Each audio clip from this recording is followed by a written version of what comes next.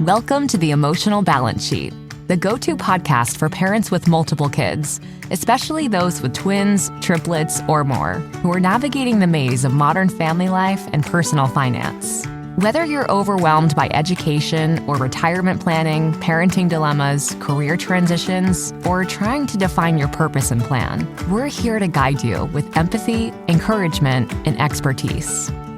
Hosted by Paul Fenner, founder of Tama Capital, a certified financial planner and parent to 4 kids, including a set of triplets. Our podcast is your ally in the quest for financial peace of mind, proving that money matters, but family comes first. Subscribe now and join our community of empowered parents at tamacapital.com. This podcast is for informational purposes only and should not be relied upon for investment decisions. Clients of Tama may retain positions in the securities discussed in this podcast. What does comprehensive financial planning even mean? At Tama Capital, it means a family office where lifestyle planning such as retirement, college, portfolio management, and tax prep and planning are all under one umbrella. But it goes beyond numbers. We focus as much on the emotional side of financial planning as we do on the financial side. We get you. We understand your challenges of building a family, business or career, and a healthy life. We are devoted to wealth planning for families like yours because we are you. Learn how our family can help your family by visiting tamacapital.com. Do you ever feel like you and your partner speak different languages regarding money? If so, believe me, trust me, you're not alone. Our resident psychologist, Dr. Jennifer Dragonette, is back for a conversation that's equal parts practical, personal, and a little bit of fun. We're talking about the classic clash between spenders and savers, why it happens, how to navigate it, and what it takes to turn financial friction into a stronger connection. From our walk and talks to exploring the deeper stories we carry about money, this conversation is full of honest, relatable, therapist-approved guidance, and even a few good laughs. Wait until you hear about the pickles. Whether you're deep in financial negotiations with your partner or want to understand your own patterns better, this episode is packed with real-life insights, some proven strategies, and of course, some stories that are going to hit home. Please enjoy my conversation with Dr. Jennifer Dragonette. Dr. Jen, welcome back to the show. Thanks, Paul. It's great to be here. Thanks so much for having me back. Yeah, it's always great to have these monthly conversations, despite some of the technical difficulties we've been having. But this month, I want to talk about something that's probably like near and dear to my heart, both personally and professionally. And it's probably something we haven't necessarily dived deep in. We probably talked about it on the fringes. But when working with couples, partners on saving versus spending, and I've heard it said something like this, or I know I've read it, where if in a relationship, if you have a saver and another saver, that's great. If you're in a relationship and you have a spender and another spender, that works too. But when you have one spouse or partner that's a saver and the other one is a spender, that's when things get really interesting, because those two forces seem like they're always on a collision course. And so I wanted to talk through, what your advice and I know you've probably worked with couples and partnerships in your private practice on this very topic. So selfishly, I probably have said this on the podcast before. In my relationship with my wife, Teresa, I'm more the saver and she's more the spender. And it's always been been that way. We've been married for almost 19 years now. Somehow we've made it work. But I think it's getting a little tougher as these triplets plus one get older and the expenses get higher. So with that said, let me turn it over to you.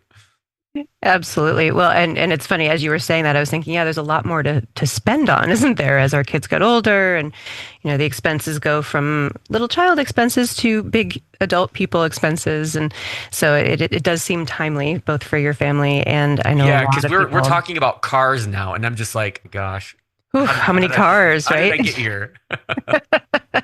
Yeah, exactly.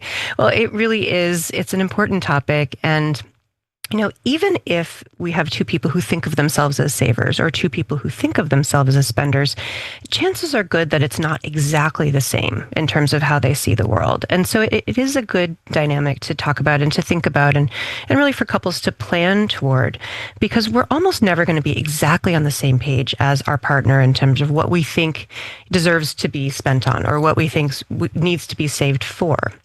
So I think even if you and your partner, folks who are listening, if you think of yourselves, oh, we're both spenders or we're both savers, I think it's an important conversation to have, because there will be moments when you'll disagree on the inherent value of something, or do we spend on this versus something else? So one of the things that I do often when I'm working with couples, first of all, I bring up money early and often in couples therapy, even if that's not what they've come to me to work with specifically, because it is one of the things that I see causing the most friction. Really, if we think about what most couples tend to disagree about, at some point it's going to be, what do we spend our money on?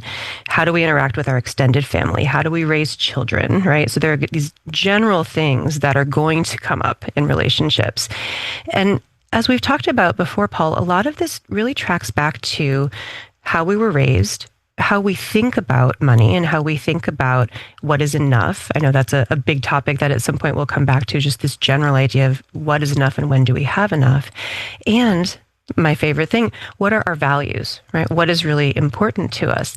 It's all about how we spend things. So when we think of even just that term values, money is a construct. Right. We say we have money because we look in the bank account and we see more zeros than we used to have. But we're not going and counting our hoards of gold, right? We're not bartering and trading for things. So essentially, if we really pull back from it, money and spending money is about deciding that this is valuable. I'm willing to give some value to this thing, or you are willing to say that what I can offer you is valuable. And so we agree on that. And so we can blow that back out into, for couples, what does it mean to you to know that you have enough, in quotes? What does it mean to you to treat yourself? What does that look like and what does that feel like? So I like to go way back in terms of questions around how do we think about money in general? And some of the things I think when you and I first connected a couple of years ago, this was part of our original conversation around couples, was what were your parents' views on money? What were their parents' views on money? We don't often go back a couple generations, and it can be really valuable to do that, because we might discover that while our family has always been relatively comfortable, our partner's family has not, or maybe vice versa. Or we're walking around with beliefs about money that we assume our partner shares, and they might not. So I tend to say, let's do this not in a heated moment, not when we're physiologically flooded. So not while we're looking at our taxes, for example, or not while we are at the car dealership deciding whether we're going to buy that car, is it new or used, but in a calm moment, maybe with someone like me or someone like you by their side, to start unraveling these messages about money, about the inherent value of money, and why we either feel like it's important to save or it's important to spend. So I'll dive into that a little bit more, but that's in general how I would say we start to approach that conversation. Yeah, there's a lot to unpack there. And one of the last things you just said actually took me back to a conversation that we just had a month or two ago about being prepared and not like having these conversations like in the heat of the moment. So how can we step back and think about, I know we've talked about this before and brought it up, but is this financial date night, which sounds so sexy. Doesn't it? Yes. And it's easier said than done, especially when your kids are going all over, like ours feel like they are now. We're running 7 days a week. And I wish that Teresa and I made the effort to have that financial discussion, or just household meeting, like once a week or even once every 2 weeks. And we're not that great at it either. And here I am trying to get other couples and families that I work with to do this because I know the value of it, but I also understand and have empathy that it's not that easy. So, with that being said, I think going back to one of your other points on values is that if we can find alignment between couples and partners on that purpose and objectives and values, that makes these conversations a whole lot easier. Absolutely. So, kind of point by point there, I think, we've talked a lot about that idea of, whether we call it a financial date night, or I sometimes call it a walk and talk, where sometimes it's easier to have these conversations when we aren't sitting across the table from each other as though we're in an executive board meeting. Those conversations are a little bit easier now in Michigan, now that the weather's changing. Yeah, exactly. Right. We're recording this in May. You can go and be in the sunshine for a minute. And in those conversations, what I'm looking for as a psychologist is I want our heart rate to be low. Right. I want to know that our physiology is supporting us in being calm during these conversations. And so I really do look for biological markers like, do I feel shaky? Do I feel flushed? Is my heart rate getting high? Because if that happens, it means that I'm feeling scared. And money is one of these topics where fear becomes a really big part of the conversation. If we even just take those two as though they are binary, a saver and a spender, there's fear behind both of those, right? The saver is afraid, most likely, that there won't be enough or they'll run out. Maybe they've seen family members go through bankruptcy or lose a home or be laid off for a period of time. And so there's probably real fear there. Similarly, for the spender, there may be fear around, can I have the life that I've worked so hard to have? Is my family going to be able to enjoy things? Maybe they grew up in a situation where they didn't have enough and now they do, and they don't want to live like that or feel like that anymore. So there may be real reasons why each person feels so strongly about their position on this. And so if we watch our physiology, we can put ourselves in a position to have these conversations without it feeling like it's being an attack. If I feel like my partner is saying, you are looking at this wrong, I'm going to flood, right? I'm going to feel like I've been accused of something shameful. You're too much of a saver. You're too much of a spender. It starts to feel combative. So the best advice I can give is if it starts to feel like our body is not our friend in those moments, to just gently tap out. Say, we can't do this right now. I'm a little too heated. Let's come back later today. Let's come back in 30 minutes. We have to come back to it or else we're really stonewalling that conversation.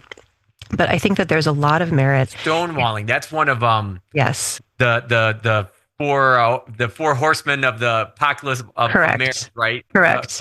Who am I? The person that came up with that? John Gottman. Yep. Gottman, So, yeah. Exactly. Yep. So Gottman, this is something that I talk with all of my couples about that. And if anybody isn't familiar with that term, John and Julie Gottman are excellent couples researchers and therapists. They've written many, many books.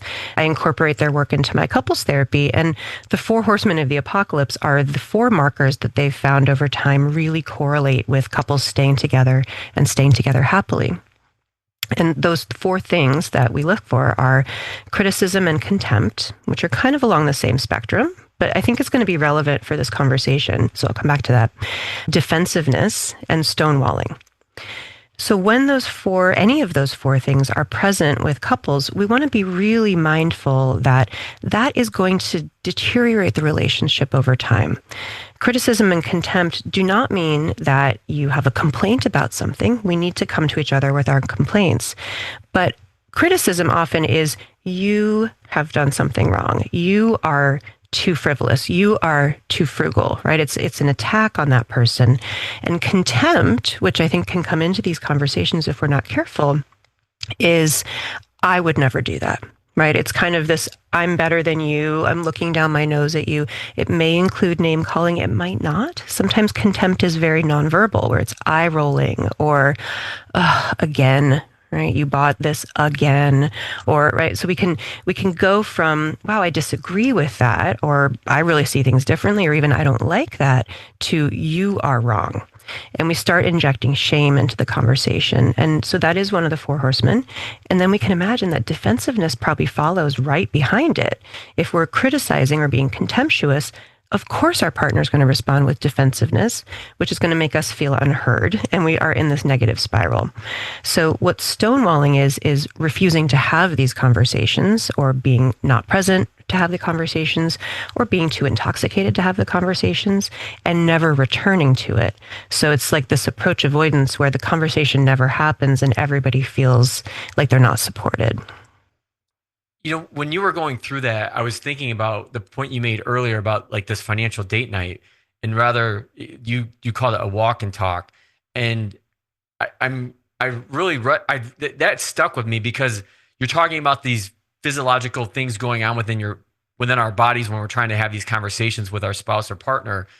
And if you're already being active, it seems like from a physiological standpoint, the nerves may be a little, right, like muted, maybe. Like it's easier to have those conversations when you're moving, rather than when you're just in a closed room, or even out to dinner, maybe. Mm-hmm. Exactly. It really is. It's one of my favorite pieces of advice for couples to just start incorporating, whether it's a financial walk and talk, a parenting walk and talk, a general state of the union walk and talk, early and often, whether we need it or not, right? If you don't need to discuss anything, you just have a nice walk together. More often, there is something, and I like to say, what is the thing that you just haven't wanted to talk about this week, or the thing that you've been looking for the right time to talk about this week or this month?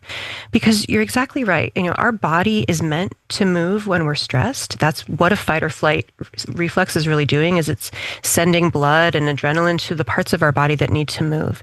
And so if we're feeling a little stressed and we force ourselves to sit, all of that stress is going to just continue to metabolize in our body. It's not going to go anywhere. But we can move, right? We can move our bodies. It calms our nervous system.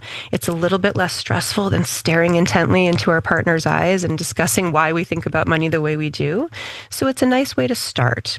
And what I would say is, particularly if someone's thinking about beginning this conversation, I would start in a really benign way, not saying, how much money are we going to spend per car for our triplets? But saying more like, I realize I don't really know why you think about money the way you do. And maybe you don't know why I think about money the way I do. Would you be willing to hear about that? Because I'd really like to hear from you. And to listen, to understand, rather than to rebut. That's one of the things that can happen, particularly when we've been together for a long time, or maybe we think we know how that person thinks, or we think we know how they should think, is that we're going to listen and we're just already forming our counter argument as though we're on a debate team. And we're not, right? This is the person I hope that we love the most in this world. And if we can understand them, and this is really a phrase that I say a lot in couples therapy, if we deeply understand our partner's emotional needs, it changes the landscape. We may not agree, but we can understand where it comes from for them. So listening to understand looks like potentially repeating back what you heard or summarizing what you heard. I like to really clearly take turns in these conversations where we say, okay, for the next 10 minutes, I'm just going to try to understand you. You tell me all these things. I have so much curiosity around it. I'm not going to be telling you how I feel about it. I just want to listen. And if I'm not getting it, please help me understand. And then I'd like to switch so that you understand me.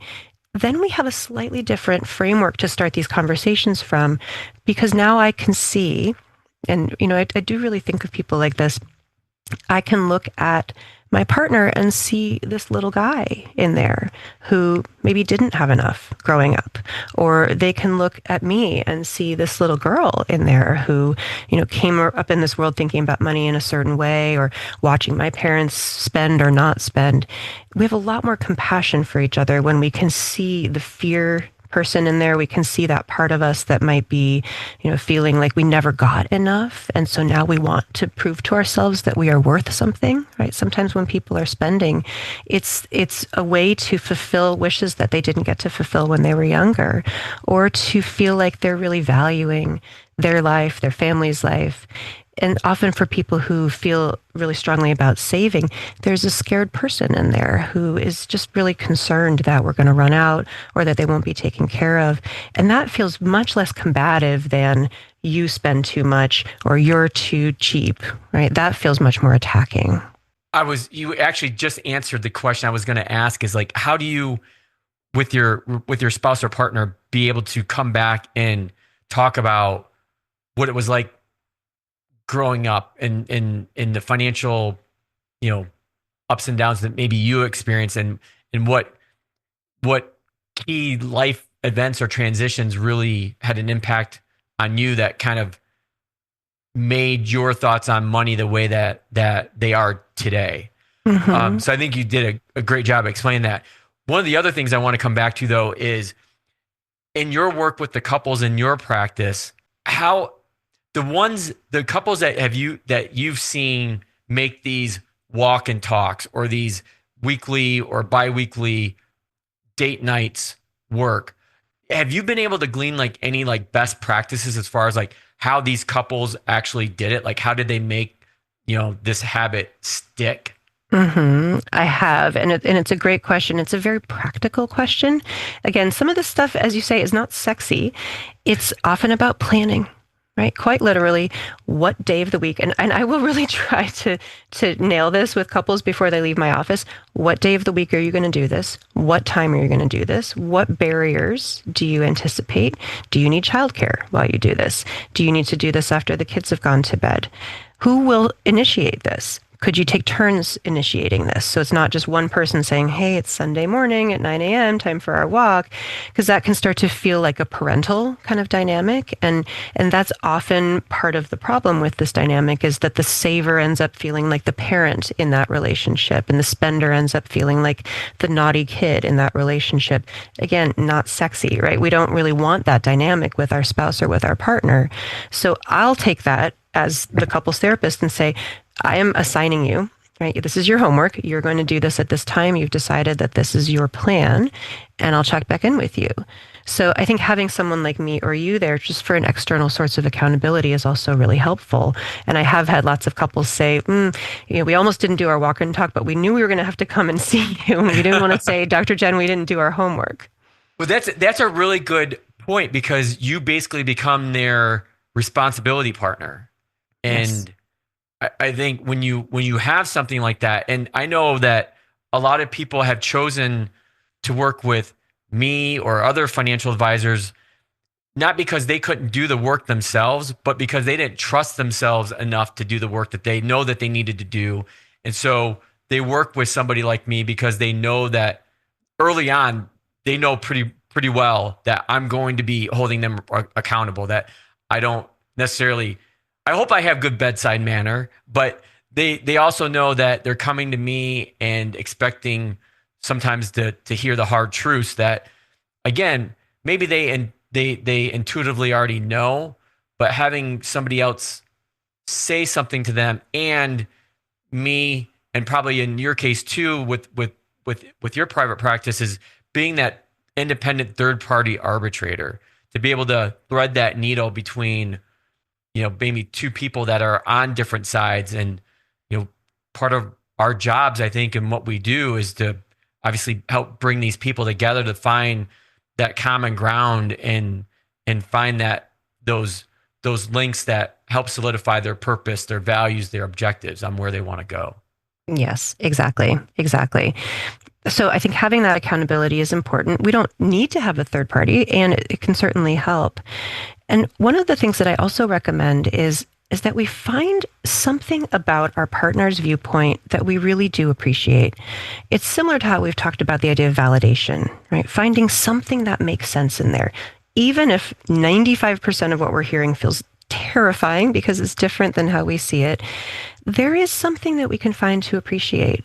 The spender in a relationship, if we want to kind of binarily create it into two roles, the spender is really important in a relationship, right? I tend to be a little bit more of a saver. And, story that came up that I will share with you here, something funny that came up between me and my husband, who is also quite a saver and yet a little bit more of a spender than I can be, in a way that I'm actually trying to incorporate more into my life. This is one of my goals with my financial planner. He's like, Jen, go on vacation, spend some money, right? It's going to be okay. And I had this, funny moment a couple months ago where my husband really loves, he'll laugh that I'm telling the story. He really loves this expensive brand of pickles, right?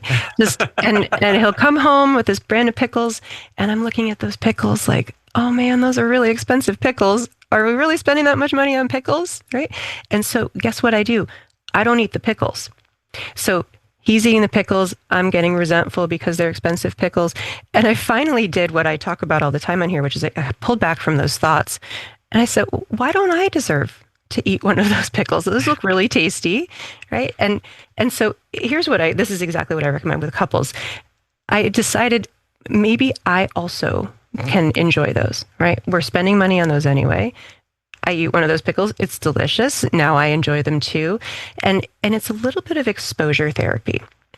So exposure therapy is we're moving towards something that's important to us in bite-sized ways, in just baby steps. I'm not going to go, buy some huge expensive thing just to prove to myself that I can do it. But I can say, I deserve a little luxury every once in a while, right? It's not a big deal. I'll try it. I'll let myself get comfortable with it, realize that I too deserve these nice things. And I value the part of my partner where he says, hey, we don't have to, just be destitute here. We don't have to be eating leftovers all the time, right? We can have little things that make us happy. And I can appreciate that. I can appreciate that he encourages me to go on a vacation because I need to, right? He can appreciate that before we met, I saved a lot, right? And so I was able to, have money in the bank so I know that I can afford my children's college education and things like that. So finding things that are different and building some appreciation for that can be a really valuable step here. So it's not just an adversarial relationship. Yeah, I listen to you tell that story. I immediately go to thinking of Teresa and I, because I'm the same way. And ironically, this is one of the conversations I've been having with my therapist about being able to let loose a little bit. And part of this is practicing what I preach, because I actually have several retired women that I work with that I'm always encouraging them, show me the plane tickets, show me taking your grandkids out for this event, because the chances are that they're not going to spend all the money that they've saved. And this is probably a topic for another conversation, is getting out of that mindset where you've saved your entire career of 30, 40, 50 years, whatever it may be. And then all of a sudden having to switch on a dime where you're no longer getting that paycheck coming in and relying on somebody like me to help guide you through this transition where you're starting to draw down your savings. And that is, I think that is one of the most underappreciated life transitions that anyone goes through.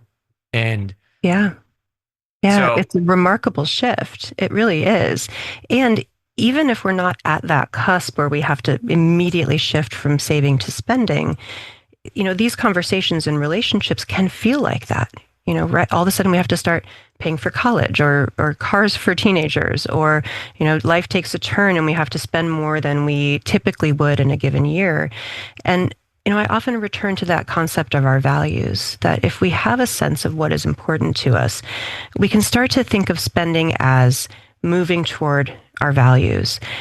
There really isn't an inherent value in saving, right? If I ask people, what is your value system? Saving money is typically not a value that we have, right? What are we saving for? We're saving for, right? Whatever, right? We're saving for security. We're saving for comfort. We're saving for, that we know we can finally go to a safari in Africa, right? We're saving for something. And that's often the shift that we need to make is, can we, and exposure therapy can be a way of this, can we just start to move toward that, see what it feels like, get some evidence that we didn't fall apart, that our family is still intact, that our relationship is still intact, and then move a little bit more in that direction.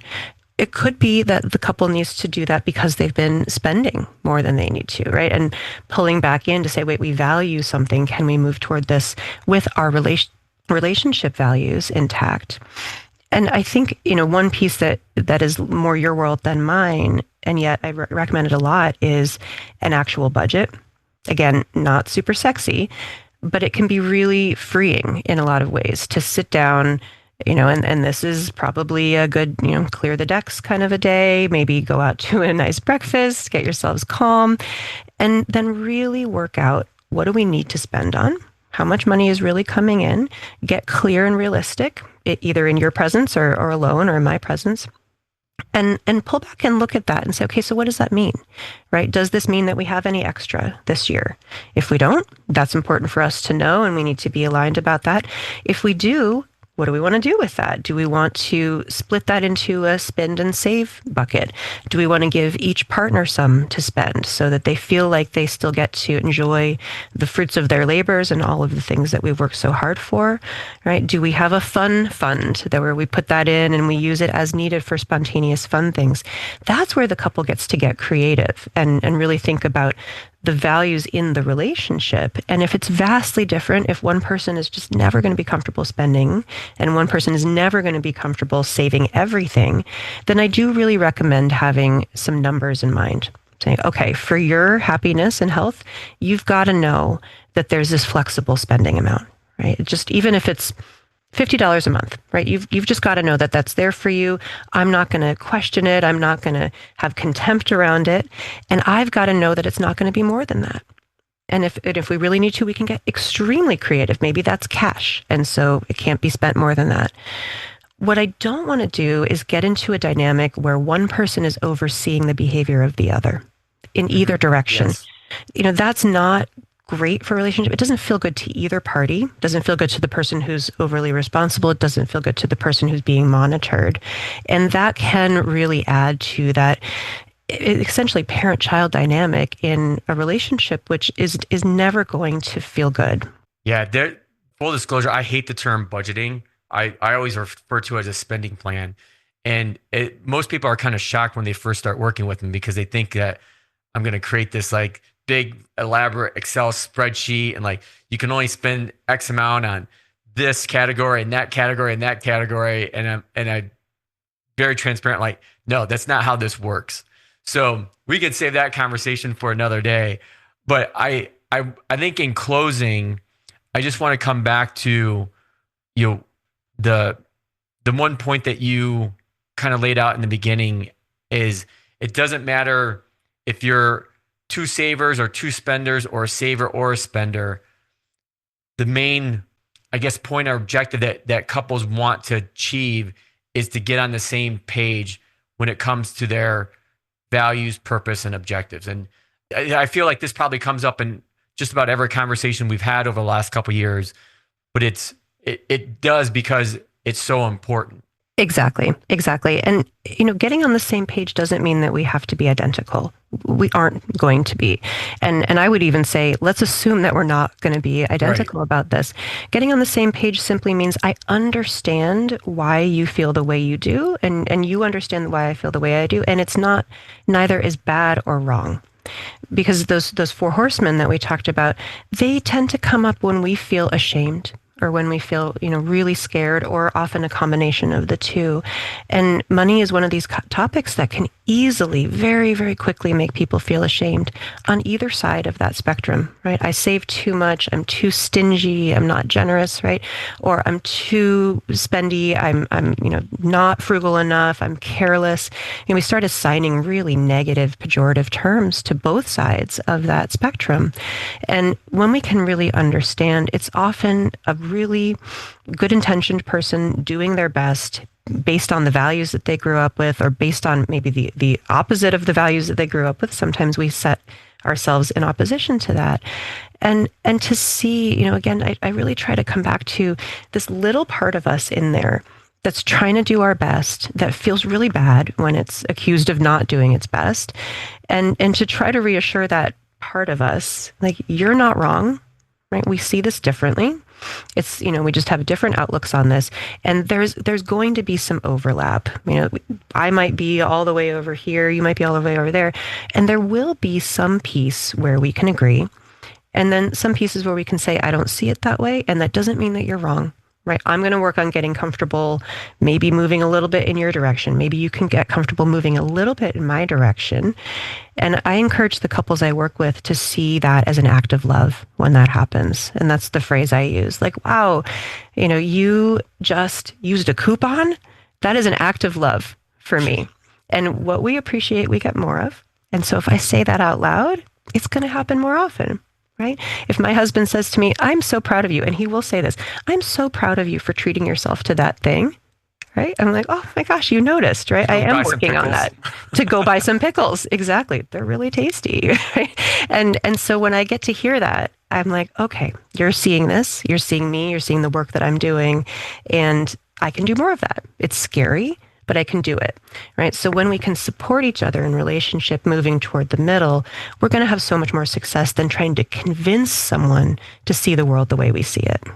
Yeah, I think I think we've left so many future topics and conversations on the table during this conversation, but I think that's an excellent point to leave this one at. So, Dr. Jen, I can't thank you enough for being on as always and having these great conversations. And just remember, listeners, if there's a topic that you want Dr. Jen and I to cover, as you guys should know by now, we've had several of you email in and we've covered those topics before. So feel free to email your thoughts, and we'll look forward to having you on again here soon, Dr. Jen. Thank you. Thanks so much, Paul.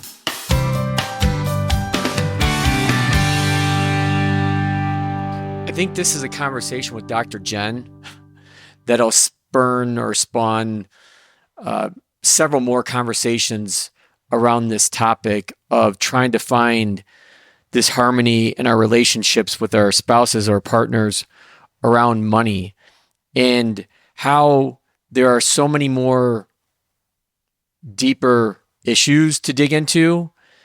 And just thinking about this, if you want to have a great relationship with your spouse, partner around not only you're raising kids or financials, you name it, you're going to want to put in the work. You're going to have to put in the work.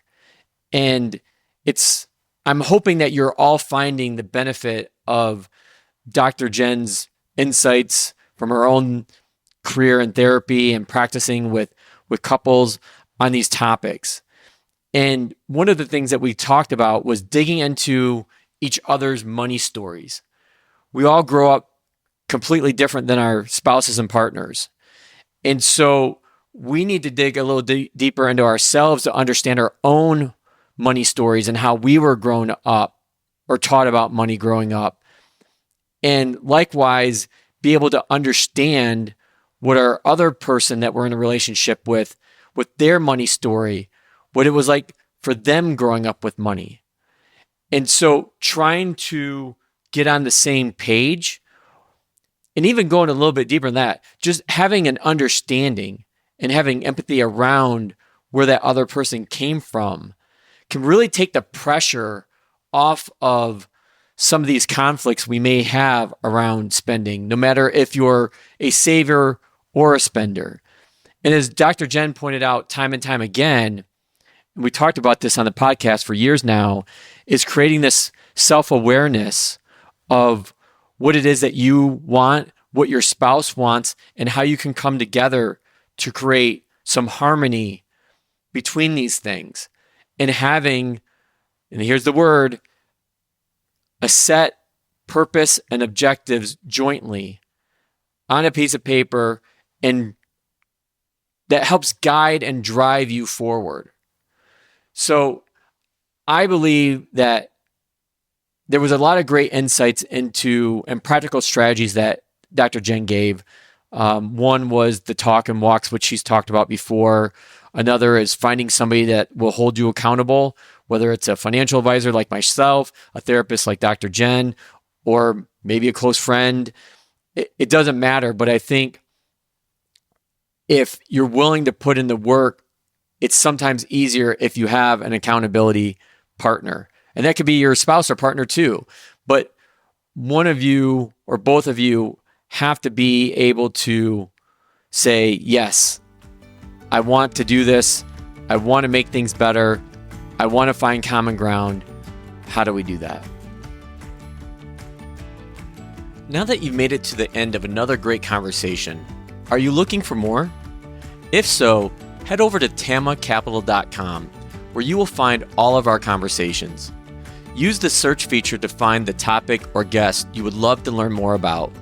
Also, don't forget to make someone else's day by sharing our show. Thank you so much, and we'll see you next time.